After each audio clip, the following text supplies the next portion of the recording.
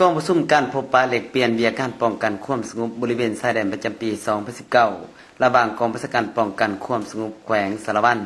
สาธารณรัฐประชาธิปไตยประชาชนลาวกับกองบัญชาการตำรวจแขวงกรุงจีสาธารณรัฐสังคมนิยมเวียดนามที่เป็นการห่วมโฮมยอดอุดมการณ์ให้ก้าวไกลในทิศทางเดียวพิธีดังกล่าวได้มีขึ้นในวันที่ 27 สิงหาคม 2019 อยู่ที่กองบัญชาการตำรวจแขวงกรุงจีและให้เกียรติต้อนรับโดยแม่นทานพันเอกเจินดึกเบียนหัวหน้ากองบัญชาการตำรวจแขวงกรุงจีการมาเยี่ยมยามของคณะผู้แทนฝ่ายลาวโดยแม่นทานพันเอกศรีเสริฐสอนดารารักษาการหัวหน้ากองบัญชาการป้องกันความสงบแขวงสารวัตรด้วยความปิติสุ่มสื่นของคณะผู้แทนทั้งสองฝ่ายกองประชุมครั้งนี้สองกองบัญชาการตำรวจได้ตีราคาสูงเกี่ยวกับมากผลการประสานงานการพัวพันระหว่างคณะภาคด้วยกันและวิชาการของสองแขวงที่ได้พร้อมกันเคลื่อนไหวและการจัดตั้งปฏิบัติเบียกงานวิศวเฉพาะก็คือการป้องกันชายแดนและสังคมให้มีความสันติอำนวยความสะดวกให้ประชาชนสองแขวงสารพันกรุงจีได้มีการไปมาหาสู่กันโดยเฉพาะแม้นมีการไปมาเยี่ยมยามพี่น้องปิ่นปัวสุขภาพการแลกเปลี่ยนสื่อขายสินอุปโภคบริโภคที่บ่พื้นกับระเบียบกฎหมายของสองแขวงสองประเทศสืบสานให้ความอบอุ่นและยึดมั่นไมตรีจิตมิตรภาพที่นักแน่นต่อสายพัวพันที่มีให้กันและกันของสององค์การจัดตั้ง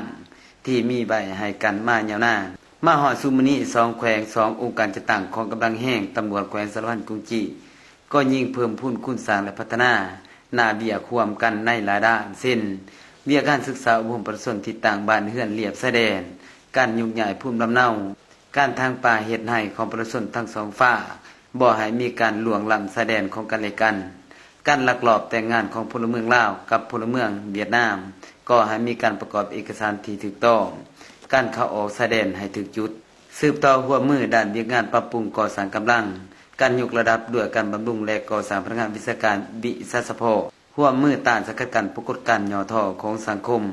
การผูกพันเวียกงานด้านข้อมูลข่าวสารที่เป็นผลดีต่อเวียกงานป้องกันความสงบความปลอดภัยของสังคมสืบต่อปราบปรามพวกก่ออาชญากรรมข้ามชาติเช่นการผลิตขนส่งค้าขายมั่วสุมสิ่งเสพติดค้าขายมนุษย์โสเภณีค้าขายอาวุธธาตุแตกการฟอกเงินและอื่นๆเคียงคู่กันนั้นสององค์การจัดตั้งตำรวจแขวงสารวัตรกรุงจีก็มีความเป็นเอกภาพในทิศทางเดียวที่จะได้พร้อมกันซุ่มใส่บำรุงก่อสร้างพนักงานวิชาการวิชาเฉพาะให้กล้าเก่งรับประกันเวียกงานตนการสอบคู่เวียกงานภายในและนอกเขตให้รับประกันท่านตัวและให้มีการเพิ่มทวีเวียกงานการหัวมือของสองภาคสองรัฐสององค์การจัดตั้งให้ลงลึกแท้ถึงอำนาจการปกครองการบ้านและประชาชนเพื่อบ่ให้มีการกระทำผิดที่เป็นการละเมิดสิทธิละเมิดเขตแดนที่มีใบให้กันพร้อมนั้นองค์การจัดตั้งรัฐองค์การจัดตั้งบ้านและประชาชนให้เป็นหูเป็นตาปกป้องคุ้มครองเขตนำแดนดินปกปักรักษากวดการลาดตระเวนบรรดาเหตุการณ์ต่างๆที่อาจจะเกิดขึ้นเรียบชายแดนของสองแขวงเขตให้อยู่ในความสงบโดยพื้นฐาน